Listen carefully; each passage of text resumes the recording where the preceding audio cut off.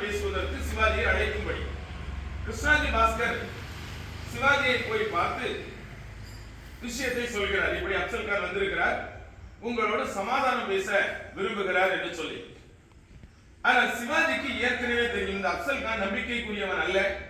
ஏற்கனவே அவன் ஒரு திருமண நிகழ்வு ஒன்றில் இதே போல ஒரு இந்து சிற்றரசர் ஒருவரை அழைத்து சமாதானம் பேசுவதாக அழைத்து வரவேற்று அவரை அந்த கல்யாண கூட்டத்தில் வைத்து படுகொலை செய்தது சிவாஜிக்கு தெரியும். அதனால் அப்சல் கான் நம்பிக்கைக்குரியவன் அல்ல என்பது சிவாஜிக்கு தெரியும். ஆகவே சிவாஜி என்ன செய்தார் என்றால் உடனடியாக இந்த கிருஷ்ணாஜி பாஸ்கரிடம் கேட்டார், உண்மையிலேயே அப்சல் கான் நல்ல நோக்கத்தோடு தான் வந்திருக்கிறானா என்று கேட்டார். அதற்கு அவன் முதலில் சரி என்று சொன்னாலும் இவர் அவருடைய பூஜை அறையில் போய் சத்தியம் செய்ய சொல்கிறார். அப்பொழுது அவன் அதுக்கு மறுத்து விடுகிறான்.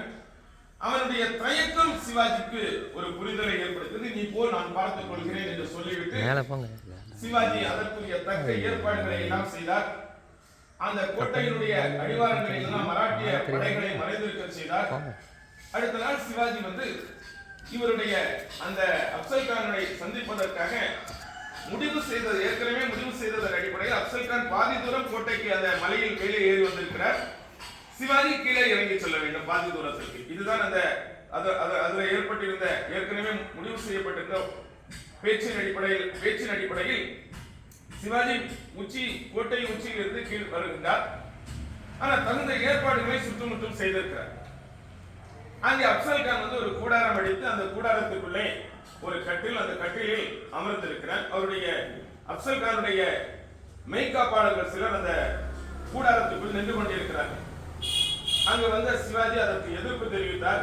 இப்படி கூடாரத்திற்குள் யாரும் இருக்கக்கூடாது, நாம் இருவரும் தான் சந்திக்க வேண்டும், நானும் என்னுடைய தளபதி என்னுடைய மெய்காப்பாளர்களை வெளியில் நடத்திக் கொள்கிறேன், நீங்களும் வெளியே அனுப்பிவிட வேண்டும் என்று சொல்லி இவரும் சிவாஜி உள்ளே செல்கிறார்.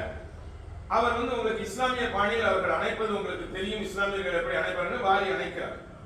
சிவாஜி அணைத்த கையோடு இடது கையை அப்படியே சிவாஜியுடைய கழுத்தில் கொண்டு, சிவாஜி வந்து சாதாரண ஒரு 5 அடி தான் இருப்பார், சாதாரணமான ஒரு உருவம்.